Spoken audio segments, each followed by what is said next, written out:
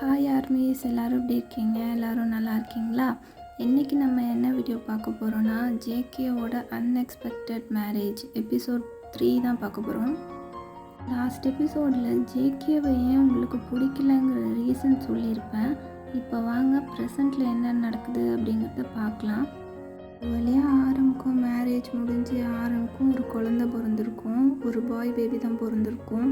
அவனுக்கும் இப்போ 5 years ஆகிடுச்சு. இன்னமும் நீங்கள் ஜேகேவை நினச்சிட்டு அவர் உங்களை அடித்ததை நினச்சிட்டு பயந்துட்டு தான் இருக்கீங்க. நீங்கள் பாட்டுக்கு உங்கள் ரூமில் உட்காந்துருக்கீங்க.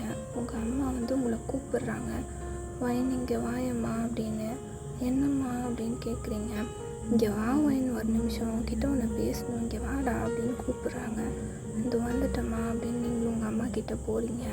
கிட்ட போன உடனே அவங்க உங்கள் கையை பிடிச்சிட்டு, வைன் நான் ஒன்று சொன்னால் நீ கேட்பியா அப்படின்னு கேட்குறாங்க.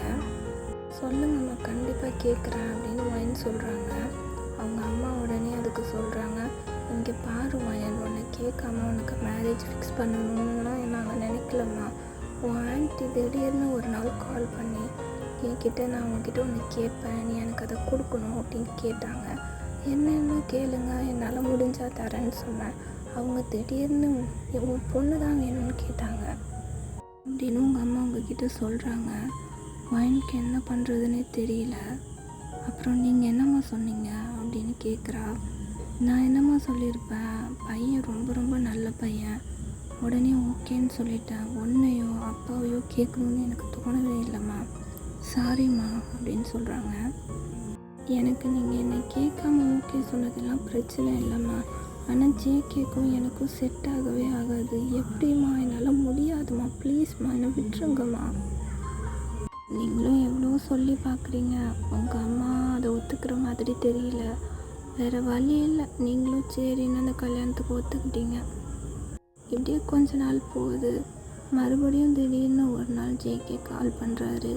கால் பண்ணிவிட்டு, ஆன்ட்டி ப்ளீஸ் இந்த டைம் ஆச்சும் வைனை கூப்பிடுங்க, ஒரே ஒரு டைம் அவகிட்ட பேசணும் அப்படின்னு சொல்கிறாரு. உங்கள் அம்மாவுக்கு என்ன பண்ணுறதுன்னு தெரியல. கொடுத்தா நீங்கள் பேசுவீங்களான்னு தெரியல. எப்படியும் ஏதாச்சும் பிரச்சனை பண்ணுவீங்க. ஜேகே அவள் தூங்கிட்டு இருக்காப்பா அப்படின்னு 2-3 டைம் என்னென்னமோ ரீசன் சொல்லி சமாளிக்கிறாங்க. ஆனால் அவர் இந்த டைம் கண்டிப்பாக முடியாது ஆன்ட்டி, ப்ளீஸ் ஒரு டைம் ஆச்சும் அவகிட்ட நான் பேசணும் அப்படின்னு சொல்கிறாரு. உங்கள் அம்மாவும் சரி எப்படியாவது அவகிட்ட கொடுத்து பேச சொல்லிடுவோம் அப்படின்னு ஜேகேவோட காலை மியூட் பண்ணிவிட்டு, இங்கே பாரு வைன், ஒரே ஒரு தடவை ஜேகே கூட பேசு, அவங்கக்கிட்ட பேசணுன்னு ரொம்ப பிடிவாதமாக இருக்கான். நானும் என்னென்னமோ சொல்லி பார்த்துட்டேன், ப்ளீஸ் எந்த பிரச்சனையும் பண்ணாமல் ஒரே ஒரு டைம் அவகிட்ட பேசு, அம்மாக்காக பேசுடா அப்படின்னு சொல்கிறாங்க. சரிம்மா, இந்த ஒரு டைம் ஓகே, ஆனால் இனிமேல் நான் அவர் கூட பேசவே மாட்டேன், நீங்கள் என்னை எதுவும் சொல்லக்கூடாது, ஓகேவா?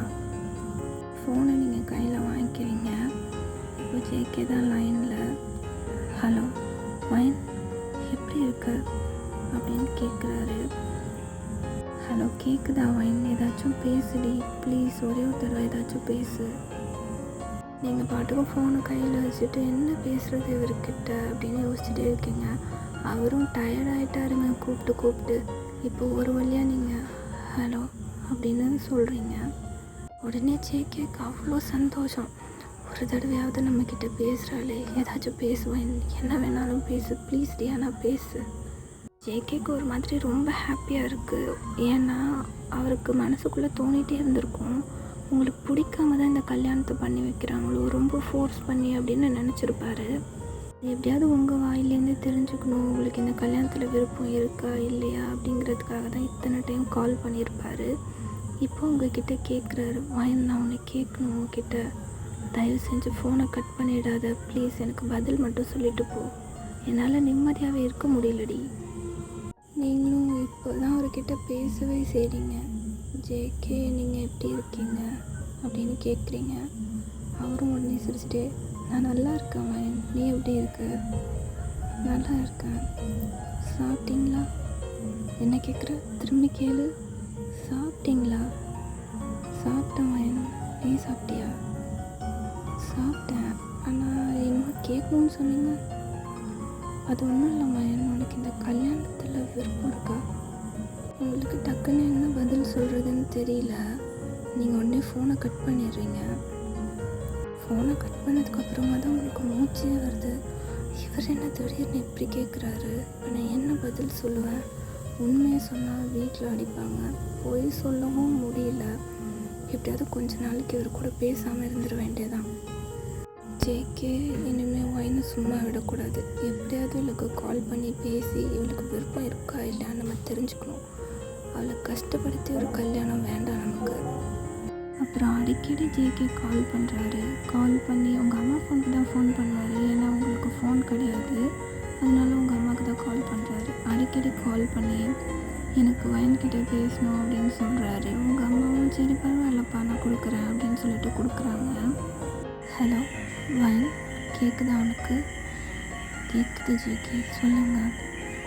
நான் உங்ககிட்ட ஒரு கொஸ்டின் கேட்டிருந்தேனே ஒயின், அதை பற்றி எதுவுமே சொல்லலை நீ.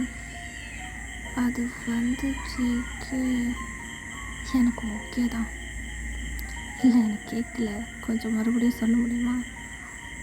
எனக்கு ஓகே தான். நீ நிஜமாக தானே சொல்கிற? எனக்கு இப்போ ரொம்ப சந்தோஷமாக இருக்கும். நான் எங்கே உன்னை கஷ்டப்படுத்தி உனக்கு பிடிக்காத கல்யாணத்தை பண்ணிக்கிறோனோ அப்படின்னு ரொம்ப குழப்பத்தில் இருந்தேன். ஆனால் இப்போ உனக்கு பிடிச்சிருக்குன்னு தெரிஞ்சிருச்சுல, ரொம்ப ஹாப்பியாக இருக்கேன் நான் இப்போது. ஜேகே, நீங்கள் என்ன தப்பாக நினச்சிக்காதீங்க. எனக்கு நிஜமாக உங்களை பிடிச்சிருக்கா பிடிக்கல என்னன்னு தெரியல. என் வீட்டில் உங்களை கல்யாணம் பண்ணிக்க சொன்னாங்க, அதான் நான் கல்யாணம் பண்ணிக்கிறேன். ஜேகே இப்போ இந்தியாவிலே இல்லை, அவர் கொரியாவில் தான் ஒர்க் பண்ணிகிட்டு இருக்காரு. இப்போ அவருக்கு லீவ் டைம், ஸோ ஊருக்கு வர போகிறாரு. அது உங்ககிட்ட எப்படி சொல்கிறது அப்படின்னு யோசிச்சுட்டே இருக்காரு. இப்போ நீங்கள் முன்ன மாதிரிலாம் இல்லை, இப்போ நல்லாவே ஜேகே கூட ஃப்ரெண்ட் ஆகிட்டீங்க. அவர் அடித்தது அதெல்லாம் மறந்துட்டீங்க. சொல்லப்போனால் ஃபஸ்ட் டைம் நீங்கள் அவரை பார்க்கும்போது ரொம்ப அவரை தப்பாக நினச்சிருப்பீங்கள.